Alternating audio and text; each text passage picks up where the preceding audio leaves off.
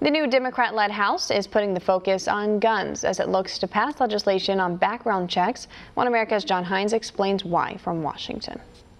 As one of her first official acts as the new Democratic Speaker of the House, Nancy Pelosi announced new legislation to expand background checks for the sale and transfer of firearms. But a former NRA president says background checks are just the beginning.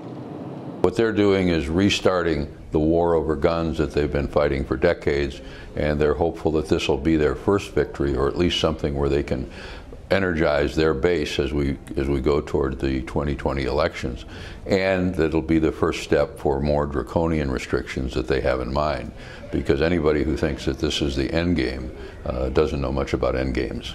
By introducing the measure less than a week after taking control of the House, Democrats are signaling that it is a top priority. And David Keene, former president of the NRA and editor-at-large of the Washington Times, says this is because they may believe the public has turned against the Second Amendment. The Democrats feel that the whole question of gun control is something that will help them at the ballot box.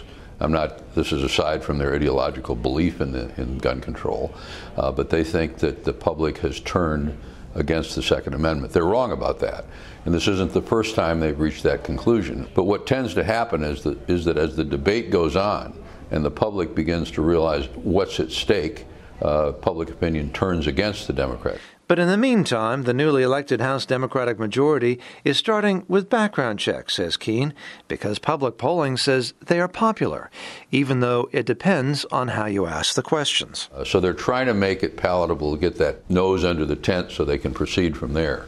But if you listen to the rhetoric of the sponsors on the one hand, and on the newly elected members of Congress on the Democratic side on the other in the House, this is not where they want to end. They want to end with severely restricting, if not abolishing, Second Amendment rights in this country, and that's where they're headed if they can get away with it. I don't think they can, but it's going to be one heck of a fight.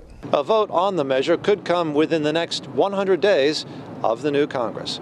John Hines, One America News, Washington. Want to see more videos like this?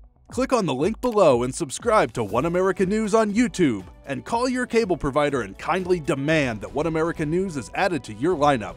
Call and subscribe today.